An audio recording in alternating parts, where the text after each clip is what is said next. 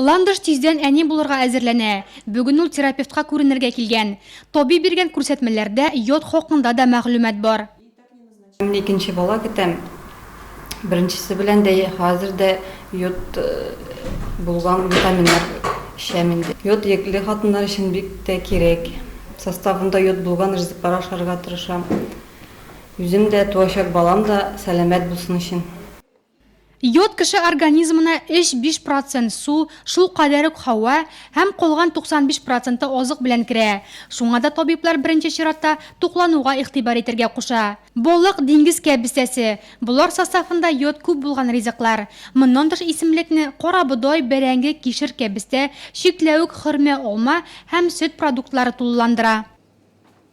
Чем меньше йода в организме, Организмга йод җитешмәүнең сәламәтлеккә зыяны зур. Йөкле хатыннарның баласы төшәргә яисә норасый зәгъи булып турырга мөмкин.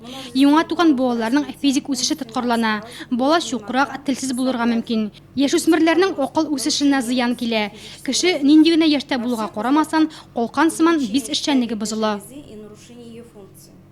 Тикшерүләр күрсәткәнчә, һәр 4нче кеше йод җитешмәүдән интегә, һәр 3нче кеше йодны тиешле микътарда кабул итми.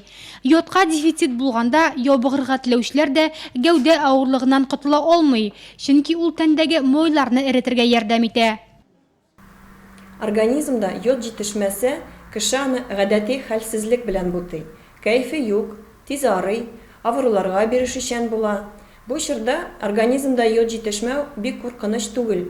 Чөнки организм йодны щитовидная желездагы резервтан ала. Соңрак авыру кискенләшә, организм чаң суга, кеше тазара, апатияга бирелә, гел йоклыйсы килә.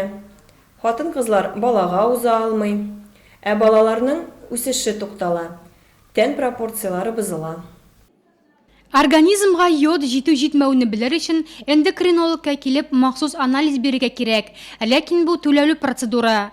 Аны иш шартларында гына билгеләр өчен кухнягыздагы киштәләргә карау да җитә. Шкафыгызда нинди тоз? Гадәти тоз булса, сезнең йодны кирәкле күләмдә куллануыгыз шикле. Шуңа да иң яхшысы ризыкка йодлы тоз салыгыз.